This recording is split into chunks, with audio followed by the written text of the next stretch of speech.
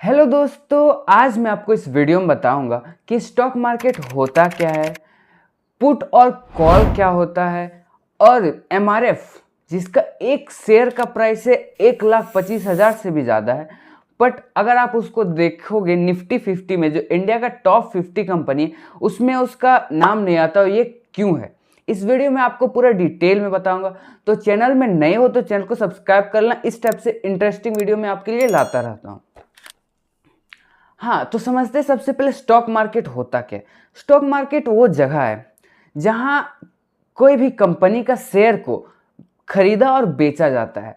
तो ये जो खरीदना और बेचना बहुत पहले ही से स्टार्ट हो गया था। ब्रिटिश लोग ने ही ये सब चीज़ का स्टार्ट कर दिए थे। बट इंडिया में बीएससी और एक होता है NSC. BSC mean Bombay stock exchange और NSC mean national stock exchange. BSC का जो हमारा इस्टेब्लिश्ड हुआ था 1875 में हुआ था और एनएससी 1993 में हुआ था। मतलब ये बेसिकली बिल्डिंग होता है जहाँ जाके पहले जब इंटरनेट नहीं था, जब ऑनलाइन नहीं हुआ था, तो वहाँ जाके कोई भी कंपनी का शेयर को खरीदा और बेचा जाता था। पर जब से ऑनलाइन हुआ तब से ये शेयर ऑनलाइन खरीदा और बेचा जाता है। अब समझ, एक कंपनी है जिसको अपना बिजनेस को एक्सपैंड करना है, तो वो क्या करता है, बहुत सारा फंडर लोग के पास जाता है, उसको फंड मिलता है, फिर वो बिजनेस को एक्सपैंड करता है। अगर वो इसीलिए स्टॉक मार्केट में वो आईपीओ लॉन्च करता है। आईपीओ मीन्स क्या होता है, इनिशियल पब्लिक ऑफरिंग। ये लॉन्च करता है, ठीक है। तो उसमें ये कंपनी जो है वो कुछ मतलब प्राइस अपने मन से कुछ फिक्स करता है कि इतना मेरा शेयर का प्राइस होना चाहिए। अब बहुत सारा लोग खरीदते हैं। जब खरीदते हैं, बेसिकली उसका शेयर खरीदते हैं, मतलब कुछ परसेंटेज, अपना कंपनी का कुछ परसेंटेज इंडिविजुअल को दे रहा है, ठीक है। जो जितना ज़्यादा शेयर खरीदता है उतना ज़्यादा उसका परसेंटेज मिलता है।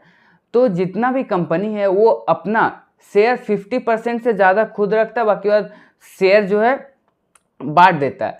अब आप जैसे शेयर खरीदे तो आपको प्रॉफिट कब होगा, जब वो कंपनी प्रॉफिट करेगा तो आपको कुछ प्रॉफिट का कुछ हिस्सा आपको भी मिलेगा, मतलब आपको भी प्रॉफिट हुआ।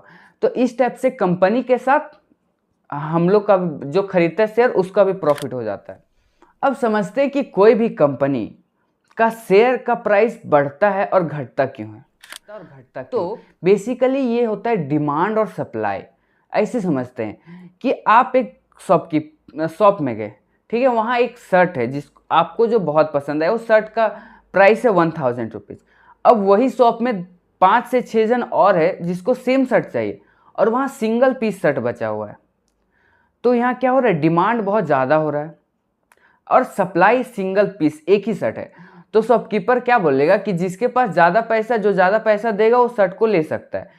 तो जो 1000 प्राइस जो शर्ट का था वो ऑटोमेटिक बढ़ जाएगा, 2000 3000 जो भी ऑटोमेटिक बढ़ जाएगा। तो क्यों हुआ, क्योंकि इसका डिमांड जो है ज़्यादा हो गया, सप्लाई कम है। तो स्टॉक मार्केट में भी ऐसा ही होता है।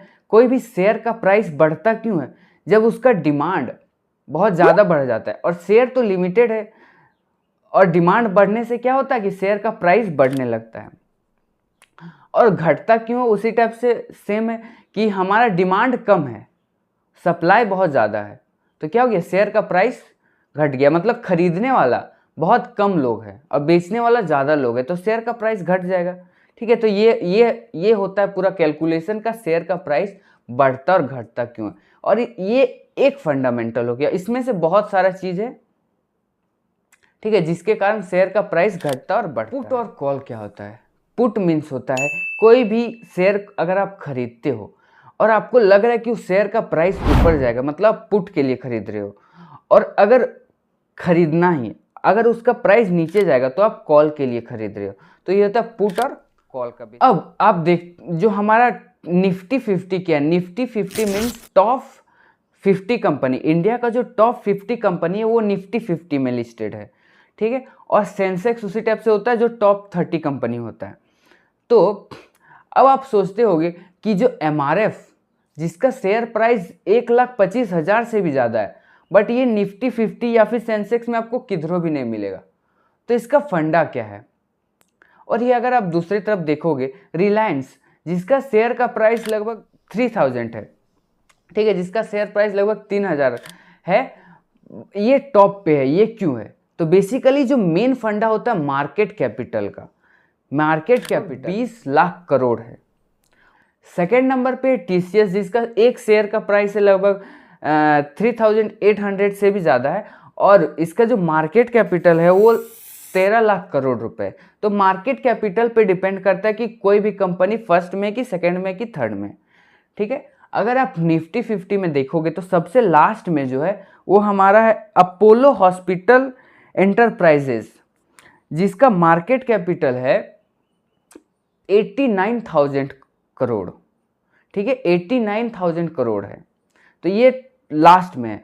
और अगर आप देखोगे एमआरएफ का, जिसका मार्केट कैपिटल है 53,000 करोड़। ठीक है, 53,000 से ज़्यादा है बट 53,000 करोड़ है, तो ये अपोलो से क्या है, कम है, इसीलिए टॉप 50 में नहीं है।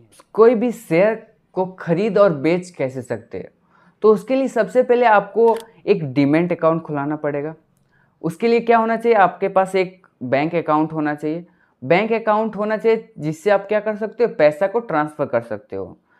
तो बहुत सारा ऑनलाइन ऐप है, जिसमें से जो पॉपुलर ऐप है जैसे अपस्टॉक हो गया, फिर हमारा ज़रोधा हो गया, फिर एंजल वन ग्रो, ये सब क्या पॉपुलर ऐप है जिसमें आप अपना डीमैट अकाउंट खोल सकते हो बहुत ईजी तरीके से। उसमें कुछ नहीं चाहिए, बस पैन कार्ड चाहिए और फिर आपका आधार मतलब पैन कार्ड और बैंक अकाउंट का होना चाहिए लिंक।